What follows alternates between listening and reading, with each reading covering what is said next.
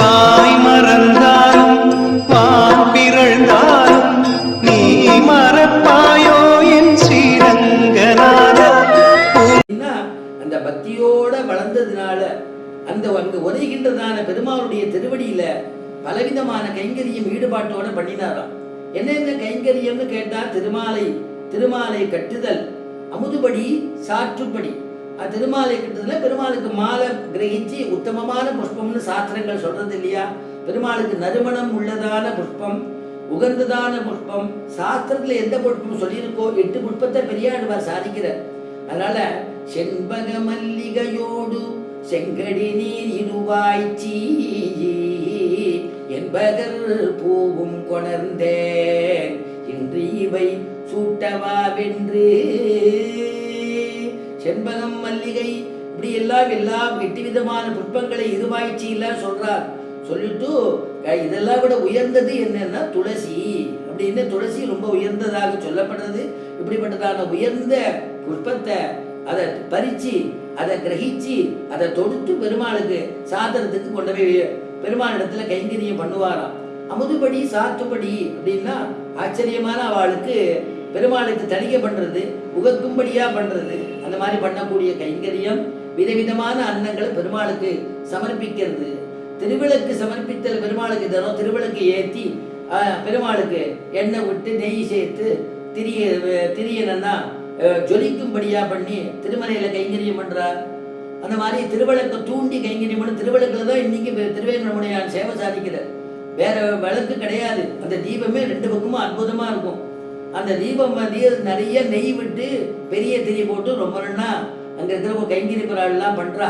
அப்படிப்பட்டதான உயர்ந்ததான அந்த கைங்கரியங்கிறது யாருக்கு கிடைக்கும்? ஏன்னா நாதமுனிகள் பண்ணியிருக்கார்.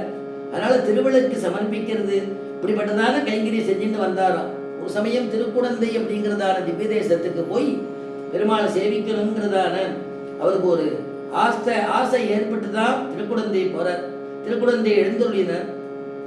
திருக்குடந்தையை பத்தி அந்த 6ஆம் தினை பத்தி திருமேசியாழ்வார் ரொம்ப நல்லா அனுபவிக்கிறார். நாகத்தனை குடந்தை நாகத்தனை குடந்தை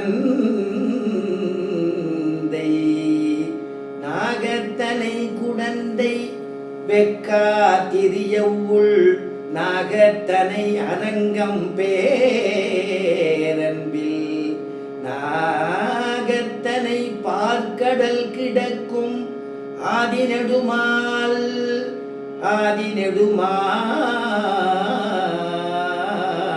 அணைப்பார் கருத்த நாமான்.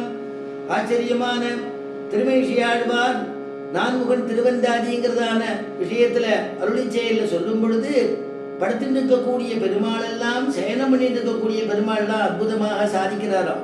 நாகத்தனை குடந்தை ஆதிசேஷ தல்பத்துல படுத்து நிற்கக்கூடிய பெருமாள் ஆச்சரியமான திருக்குடந்தையில் இருக்கக்கூடிய 6ஆமுதன் திருவெக்காவுள்ள அந்த பெருமாளும் சயனம். நாகத்தனை குடந்தை வெக்கா எவ்வுள் வீரராகவ பெருமாள் வெக்கா திருவெவ்வுள் நாகத்தனை அரங்கம் நம்முடைய ஸ்ரீரங்கம். நாகத்தனை அரங்கம் பேர் அன்பில் சுந்தரராஜ பெருமாள் மூலவர் சயனிச்சிருப்பார். அதனால அன்பில் பேர் அப்பக்குடத்தான்னு சொல்லக்கூடிய பெருமாள் அப்பாரரங்கன்னு பெருமாள் அற்புதமாக சயனிச்சிருக்கக்கூடிய பெருமாள். தூரக்க யாராவது வந்தா திரும்பி போயிட போறாளேங்கிறதுக்காக ஒரு கையினால் இப்படி காட்டுவாராம்.